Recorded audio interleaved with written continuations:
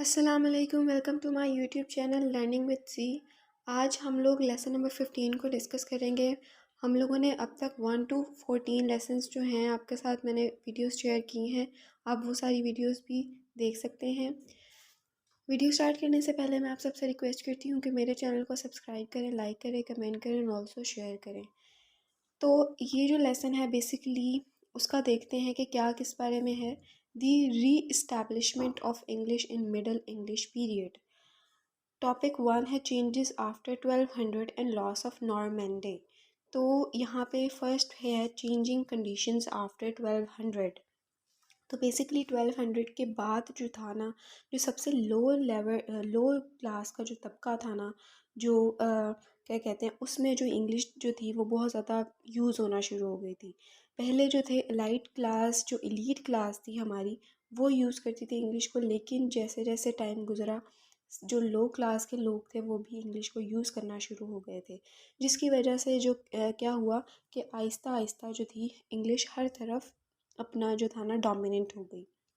कुछ अरसे के बाद जो थे वो हालात बदलना शुरू हुए, हर तरफ जो थी वो चेंजेस आना शुरू हुई। ठीक है, फ़्रेंच आहिस्ता आहिस्ता, अब इंग्लिश जो थी वो ख़त्म हो के फ़्रेंच उसमें आ गई थी। ठीक है, फिर फ़्रेंच जो थी जैसे जैसे चेंजेस आई, फ़्रेंच जो थी वो जैसे डोमिनेंट हो गई थी, इंग्लिश जो थी वो ख़त्म हो गई थी, तो फ़्रेंच भी आहिस्ता ख़त्म हो गई। ठीक है, और फिर अगेन जो था ना इंग्लिश डोमिनेंट हो गई। हर कोई इंग्लिश को यूज़ करने लगा जैसे वो पहले यूज़ करते थे इंग्लिश लैंग्वेज को। तो बेसिकली इसमें आप लोगों ने ये याद रखना है कि इंग्लिश जो थी सबसे पहले 1200 के बाद ख़त्म हो गई थी, फिर फ्रेंच आ गई थी, फिर उसके बाद एंड पे क्या हुआ था, इंग्लिश दोबारा डोमिनेंट हो गई थी पूरी एरिया में, क्योंकि सब हर बंदे ने, लो क्लास के लोगों ने भी इंग्लिश को यूज़ करना शुरू हो गया, जिसकी वजह से जो थी ना इंग्लिश अपनी इंपॉर्टेंस ख़त्म कर चुकी थी। The loss of Normandy. Loss of Normandy के बारे में पढ़ते हैं। अब बेसिकली लॉस ऑफ नॉर्मैंडी में किंग जॉन के बारे में है।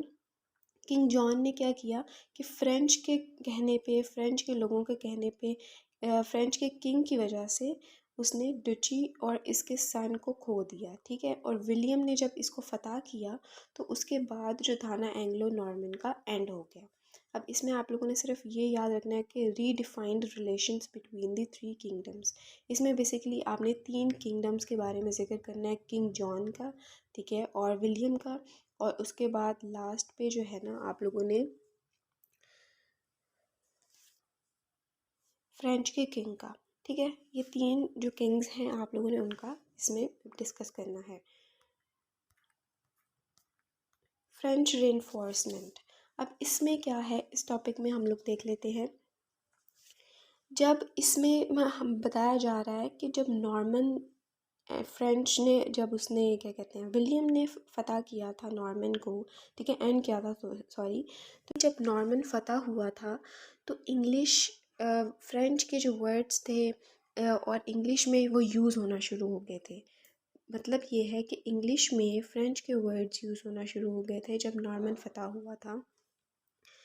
पुराने वर्ड्स जो थे वो ख़त्म हो गए थे और न्यू वर्ड्स जो थे वो इन्वेंट हो गए थे, न्यू वर्ड्स आ गए थे, क्योंकि इंग्लिश जो थी वो पहले ओल्ड इंग्लिश जो थी वो चेंज थी। ठीक है, फिर फ्रेंच के उसमें वर्ड्स ऐड हो गए, जिसकी वजह से वो न्यू एक लैंग्वेज बन गई। ठीक है, फिर ये जो लैंग्वेज थी वो कोर्ट्स में यूज़ होती थी, गवर्नमेंट यूज़ करती थी इसे, एलीट क्लास जो थी ना वो इस लैंग्वेज को जो है वो यूज़ करती थी। ठीक है, मैं बेसिकली आपको ये बता रही हूँ कि रेनफॉर्मेंट्स का मतलब होता है कि फ़्रेंच ने किस तरह से डेवलप हुई, ठीक है, किस तरह से उसको स्ट्रेंथ मिली। ठीक है, वो मैं आपको बताना चाह रही हूँ कि फ़्रेंच जो थी वो इंग्लिश के वर्ड्स में यूज़ हुई सबसे पहले, और उसके बाद पुराने वर्ड्स ख़त्म होके न्यू वर्ड्स आ गए। लैंग्वेज जो थी वो फ़्रेंच इतनी ज़्यादा हो गई थी कि इसके इतने वर्ड्स हो गए थे कि कोर्ट में गवर्नमेंट, इलीट क्लास जो थी वो इसकी ज़ुबान बन गई थी, फ़्रेंच। उसके बाद French and English in the 13th century. तो नॉर्मन की, अब यहाँ पे बेसिकली आप लोगों ने गौर से सुनना है कि फ़्रेंच एंड इंग्लिश के बारे में, कि 13th सेंचुरी में इन दोनों का क्या रोल था। नॉर्मन्स के पास इनहेरिटेड ज़ुबान थी अपनी, लेकिन इसके बावजूद उन्होंने फ़्रेंच को चूज़ किया और फिर ये उनकी लैंग्वेज बन गई। जैसे जैसे टाइम गुज़रा उन्होंने जो थी ना चीज़ें देखी, चेंजेस देखे, उसकी वजह से जो थी ना वो अहम ज़ुबान बनती गई फ़्रेंच। और इंग्लिश ने जो थी ना वो बहुत ज़्यादा इसके साथ साथ तरक्की की। फ्रेंच भी अपना एक रोल प्ले कर रहा था 13th सेंचुरी में, एंड इंग्लिश लैंग्वेज भी जो थी वो अपना एक रोल प्ले कर रही थी 13th सेंचुरी में। इंग्लिश ने जो थी वो स्टार्ट टू एंड तक, अब तक स्टिल आप देख सकते हैं कि इंग्लिश कितनी ज़्यादा जो है ना इम्पॉर्टेंट है हमारे लिए, कि हम कहते हैं कि इंग्लिश के बगैर तो हम सर्वाइव ही नहीं कर सकते हैं वर्ल्ड में। तो इतनी ज़्यादा इम्पोर्टेंस रखती है इंग्लिश हमारे लिए। तो फ्रेंच भी जो थी उस टाइम में 13th सेंचुरी में, उसका भी यही रोल था कि वो इतनी ज़्यादा डोमिनेंट हो गई थी, हर कोई उसे यूज़ करना शुरू हो गया था, उसके वर्ड्स इंग्लिश में ट्रांसफ़र होने लग गए थे। तो इसमें बेसिकली आपने इस सब का डिस्कस करना है। दी 100 years वॉर, अब इसको देख लेते हैं। अब ये जो 100 year वार है इसको हम लोग 160 year वार भी कहते हैं, क्योंकि ये 100 years तक चली थी। अब ये जो वार थी, जो जंग थी, वो बेसिकली इंग्लैंड और फ्रांस के दरमियान थी। ये दोनों चाहते थे कि फ़्रेंच जो है हम लोगों को मिल जाए, इंग्लैंड चाहता था फ़्रेंच हमें मिल जाए, और जो है फ्रांस चाहता था कि फ़्रेंच हम लोगों को मिल जाए। तो इस वजह से ये जो वार थी 100 year वार थी, काफ़ी लंबी चली थी ये जंग, और इसीलिए इसको 116 years वार भी कहा जाता है। The rice of middle class, अब यहाँ पे राइस ऑफ मिडल क्लास की बात करते हैं। जैसे पहले जो हम लोग पढ़ रहे थे कि इलीट क्लास को सबसे डोमिनेंट और अच्छा समझा जाता था, कि हर चीज़ जो थी ना वो इलीट क्लास के पास ही है। लैंग्वेज जो थी वो इंग्लिश उन्हीं को दी जाती थी, मतलब अगर कोई चेंजेस आ जाती हैं तो सबसे पहले उन्हीं के पास वो चेंजिंग्स होती थी। जो लो लेवल के लोग थे वो लो लेवल जो क्लास थी वो अगर लैंग्वेज यूज़ कर लेते थे इंग्लिश, तो उनको बहुत ज़्यादा इंग्लिश को छोड़ के, जैसे मैंने आपको पहले बताया कि जैसे लो जो तबका था सबसे, वो इंग्लिश को यूज़ करने लग गया, जिसकी वजह से इंग्लिश की इंपॉर्टेंस ही ख़त्म हो गई। तो इस तरह का बिहेवियर था लो क्लास के साथ और मिडिल क्लास के साथ। तो यहाँ पे हम लोग बात करने लगे हैं the rice of middle class, के राइस किस तरह से हुई है मिडिल क्लास।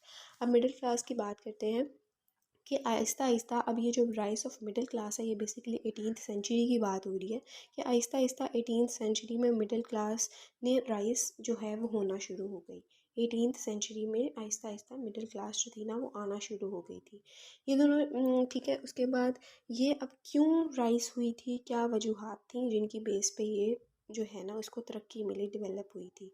वो इकोनॉमिक ग्रोथ थी, टेक्नोलॉजिकल एडवांसेस थी, एजुकेशन एजुकेशन की वजह से ये राइज हुई थी, और टेक्नोलॉजिकल एडवांसेस के बेस पे, ठीक है, इकोनॉमिक ग्रोथ की वजह से ये राइज हुई थी मिडिल क्लास। जैसे पहले लीड क्लास को सबसे इम्पोर्टेंट समझा जाता था, अब मिडिल क्लास भी राइज होने की वजह से जो है उसको भी कुछ इम्पोर्टेंस दी जाने लगी थी। नेक्स्ट है lesson number 16, middle English in 14th and 15th century, general adoption of English 14th century. अब इसमें बेसिकली हम लोगों ने बात करनी है कि इंग्लिश जो थी वो किस तरह थी 14th सेंचुरी में। तो उसको हम लोग डिस्कस करते हैं कि 14th सेंचुरी के बिगनिंग में लोग जो थे वो इंग्लैंड में बहुत ज़्यादा इंग्लिश को सीख रहे थे। वो मतलब कि इंग्लिश की जो चेंजेस थी उसमें नाउन, प्रोनाउन, उनका वर्ड ऑर्डर, ये सारी चीज़ें जो थी ना वो इंग्लैंड में रहते हुए लोग इसको सीख रहे थे 14th सेंचुरी में। ठीक है, इसके बिगिनिंग में 14th सेंचुरी के जैसे जैसे फिर टाइम गुज़रा, चेंजेस आई, लोगों ने उसको सीखना शुरू किया, उसको बोलना शुरू किया, उसको लर्न करना शुरू किया, और फ्रेंच जो थी ना वो आहिस्ता आहिस्ता करके इस तरह ख़त्म हो गई। लेकिन उसके वर्ड्स जो थे इंग्लिश में थे वो ख़त्म नहीं हुए थे। नेक्स्ट टॉपिक है English in law courts 14th century. अब इंग्लिश जो थी वो इतनी इंपॉर्टेंट हो गई थी लोगों के लिए 14th सेंचुरी में, क्योंकि हर लोग जो थे लीड क्लास, मिडिल क्लास, सारे जो थे ना इंग्लिश बोलना शुरू हो गए, इंग्लिश को सीखना शुरू हो गए थे। ठीक है, इस तरह इंपॉर्टेंस आहिस्ता आहिस्ता करके ना इंग्लिश की बढ़ना शुरू हो गई। तो लॉ जो थे, कोर्ट्स में इंग्लिश बोली जाने लगी थी। स्कूल्स में हर बच्चा जो था ना वो इंग्लिश इतनी इंपॉर्टेंट हो गई कि टीचर्स भी आके इंग्लिश में बोलते थे, स्टूडेंट्स भी आके इंग्लिश बोलते थे। जैसे अब के टाइम में हमारी इंग्लिश चल रही है हमारे स्कूल्स में, कॉलेजेस में, यूनिवर्सिटीज़ में, जहाँ पे इंग्लिश मीडियम है, वहाँ पे इंग्लिश बोली जाती है, टीचर्स बोलते हैं, स्टूडेंट्स बोलते हैं। तो इसी तरह 14th सेंचुरी में भी था। Increasing ignorance of French 15th century. अब यहाँ पे फ्रेंच जो थी वो इतना इग्नोर होना शुरू हो गई, क्योंकि इंग्लिश इतनी ज़्यादा पॉपुलर हो गई थी, इतनी ज़्यादा इंपॉर्टेंट हो गई थी लोगों के लिए, कि फ़्रेंच जो थी ना वो ख़त्म ही हो गई, उसने अपनी जो पावर थी वो लॉस्ट कर दी थी। उसके बाद French language of culture and fashion, इसमें आप लोगों की बात की जा रही है कि जॉन बार्टन एक पर्सन है जिसने डोनेट फ्रांस से लिखी थी एक बुक, जिसमें उसने 3 पॉइंट्स को डिस्कस किया था। एक उसने पॉइंट को डिस्कस किया कि it will enable them to communicate with their neighbours of the real of France. Second उसने डिस्कस किया the laws are largely in France French. Third पे he says gentleman and women willingly write to each other in French. अब ये इसने 3 points को discuss किया था अपनी इस बुक में। नेक्स्ट लेसन है lesson number 17, features of Middle English writing and pronunciation. अब हम मिडल इंग्लिश की बात कर रहे हैं, पहले हम लोग ओल्ड इंग्लिश की बात कर रहे थे, एंग्लो सैक्सन की बात की है, नॉर्मन की बात की है। ये सारे जो थी ना वो 1 बाय 1 करके मैंने आपके साथ डिस्कस किए हैं। अब जो है ना मिडल इंग्लिश आ गई है। पहले हम लोगों ने मिडल इंग्लिश का राइज देखा है कि किस तरह से वो डेवलप हुई, किस तरह से उसको तरक्की मिली। अब जो है ना वो उसके फीचर्स हम लोग देखने वाले हैं इस लेसन में। Use of Middle English in writing. Basically middle English को 3 पार्ट्स में डिवाइड किया जाता है, अर्ली पार्ट, मिडल पार्ट और मॉडर्न पार्ट। ठीक है, अर्ली पार्ट जो था ना उसमें ओल्ड इंग्लिश थी ना उसके वर्ड्स, उस तरह की इंग्लिश जो थी वो बोली जाती थी। लेकिन जैसे जैसे टाइम चेंज हुआ ओल्ड इंग्लिश जो थी वो ख़त्म हो गई। न्यू वर्ड्स जो जो नई इंग्लिश आई थी, जो न्यू इंग्लिश हम लोगों ने बनाई, उसके बाद जो थी ना वो ओल्ड इंग्लिश ख़त्म हो के मॉडर्न इंग्लिश की तरफ लोग आ गए थे। तो बेसिकली राइटिंग में वो ओल्ड इंग्लिश भी यूज़ करते थे और मॉडर्न इंग्लिश भी यूज़ करते थे। हर टाइप की जो लैंग्वेज थी ना, दोनों टाइप्स की, ओल्ड इंग्लिश और मॉडर्न इंग्लिश, वो मिडल इंग्लिश में यूज़ की जाती थी। Middle English in literature. अब इसमें क्या है कि इसके बेसिकली मैं आपको फीचर बताती हूँ कि इसमें ओल्ड इंग्लिश के जो वर्ड्स थे वो ख़त्म हो गए थे बिल्कुल लिटरेचर में। और जो है फ्रेंच के वर्ड्स जो थे वो आना शुरू हो गए। जैसे मैंने आपको पहले भी बताया कि वर्ड्स फ्रेंच के आना शुरू हो गए थे इंग्लिश के अंदर। तो इंग्लिश के ओल्ड इंग्लिश के वर्ड्स ख़त्म हो के फ्रेंच के वर्ड्स आना शुरू हो गए थे। बहुत सारे इसके बाद जो थे ना बहुत सारे डायलेक्ट्स आ गए, बहुत सारे डायलेक्ट्स चेंज हो गए। थर्ड पे क्या है कि इंग्लिश लैंग्वेज जो थी ना वो highly inflected to less inflected में चेंज हो गई थी। ठीक है, ये 3 टाइप के जो फीचर्स मैंने आपके साथ डिस्कस किए हैं कि फ़र्स्ट पे मैंने डिस्कस किया है कि ओल्ड इंग्लिश के वर्ड्स ख़त्म हो गए और फ्रेंच वर्ड्स आ गए थे। तो सेकेंड पे मैंने आपके साथ डिस्कस किया कि डायलैक्ट्स बहुत ज़्यादा चेंज हो गए थे, नए डायलैक्ट्स आ गए थे। ठीक है, थर्ड पे मैंने आपके साथ डिस्कस किया है कि इंग्लिश लैंग्वेज जो थी ना वो highly inflected to less inflected में चेंज हो गई थी। तो ये बेसिकली पॉइंट्स आप लोग इसमें डिस्कस कर सकते हैं। Changes in pronunciation middle English. अब प्रोनाउंसिएशन भी इसकी जो थी ना वो मिडल इंग्लिश में ऑब्वियस सी बात है कि प्रोनाउंसिएशन भी चेंज हो गई थी। अब वॉवल साउंड्स भी चेंज हो गए थे।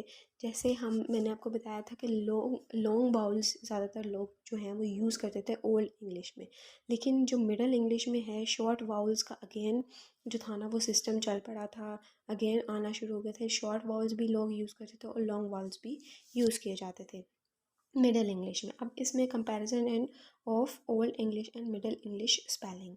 अब यहाँ पे जो स्पेलिंग की बात कर रहे हैं कि कंपैरिजन किया गया है, इसमें एक लाइन है, we can say that the old English period is over and the middle English has begin.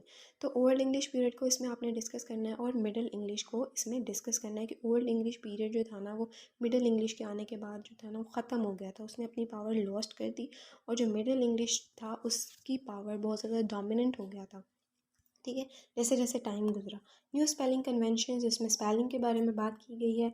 Last हमारा आज की वीडियो में आज के दिन के लिए लास्ट लेक्चर है lesson number 18, the grammar of Middle English. अब Middle English a period of change. अब यहाँ पे मिडल इंग्लिश को अ पीरियड ऑफ चेंज भी कहा जाता है, क्योंकि हर चीज़ जो थी वो ख़त्म हो गई थी। जैसे ग्रामर चेंज हो गई, प्रोनाउंसिएशन चेंज हो गई, स्पेलिंग चेंज हो गई, वाउल साउंड्स चेंज हो गए, हर चीज़ जो थी ना वो चेंज हो रही थी टाइम टू टाइम, इसीलिए इसको पीरियड ऑफ चेंज भी कहा जाता है। नेचर ऑफ चेंजेस, अब नेचर ऑफ चेंजेस क्या है कि इसमें noun, pronoun, adjective, grammatical, gender, natural gender, हर चीज़ जो थी ना वो इसमें चेंज हो गई थी नेचर ऑफ चेंजेस में। टाइप्स ऑफ चेंजेस हैं, इधर 2 पॉइंट्स लिखे हैं, mainly of grammar and vocabulary, changes of almost every aspect and type took place. Changes in grammar, grammar में बहुत ज़्यादा इंग्लिश जो थी वो चेंज हो चुकी थी। वोकेबलरी, ओल्ड इंग्लिश की डिफरेंट थी, मॉडर्न इंग्लिश की डिफरेंट, सॉरी मिडल इंग्लिश की डिफरेंट थी, ठीक है। The addition of thousand of word from French and Latin, तो यहाँ से आप लोग इजीली देख सकते हैं नाउन एंड प्रोनाउन इसमें चेंज थे मिडल इंग्लिश में। उसके बाद यहाँ पे बताया गया था middle English strong and weak words. अब यहाँ पे जैसे मैंने आपको पहले लास्ट वीडियो में आपने बताया था कि स्ट्रॉन्ग एंड वीक वर्ड्स क्या होते हैं, तो इसमें आपने उस चीज़ को डिस्कस करना है।